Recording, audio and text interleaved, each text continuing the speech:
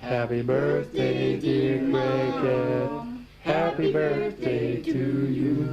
And many more. What did you love most about her?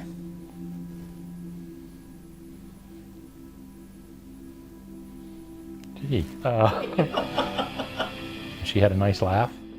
It would make me smile just to hear her laugh. She was a strong individual. You're never touching me again. So these are our wedding photos. I like that photo of us. I think it kind of captures the emotion. Okay. I'm Dwight Guy. Gregette Guy was my wife. We were married over 30 years when she was killed. When it was stormy, she liked going out and watching the wave action. She was out to walk Alki, and the last communication I actually have from her is a text saying, you know, the waves aren't doing much, nothing was happening, and she was going to start heading home. So on the way home, she went and she stopped at the viewpoint. About 9 o'clock that night, I started thinking, well, she should have been home by now. Started, wondering where she was, what was going on.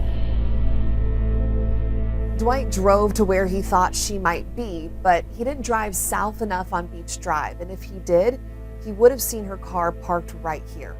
I called 911 and made a missing persons report, and I happened actually to open up my computer, and I was looking, and there was a report, and it might have been King 5. For the people who live here along Beach Drive in West Seattle, it has left them a little unnerved.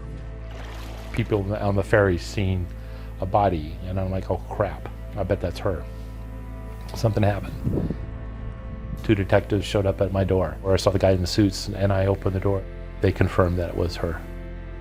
The way they said it, it was random. Came up behind her, slit her throat.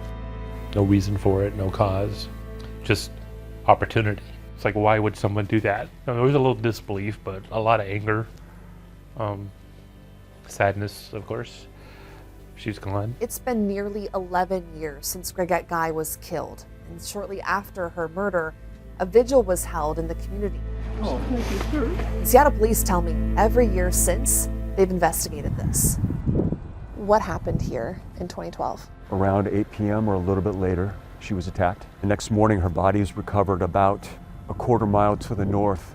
As of right now, we have no eyewitness to exactly what happened when Gregette Guy was attacked. It's just a lot of questions that we need to answer. Just a random attack on a random woman at a random park in West Seattle. It's very disturbing. Yeah. At this point in time, I don't know that it'll ever be solved. While Dwight has his doubts after it's been so many years since Gregette was killed, Detective Norton tells me this is a solvable case. I don't like the term cold case. Actually, it's a point, because I think it puts a value judgment on an investigation, or maybe suggests a lack of activity, and that's certainly not the case in many older investigations. It's true, many of these are old, they've gone unsolved for years, but that doesn't mean that hasn't been activity. She was torn from our lives. We were together so long, she was a part of me. I mean, it feels like a part is missing. Little things like this, not hearing her laugh, not seeing her smile. I mean, it's all gone. There's nothing there. So there's just a void.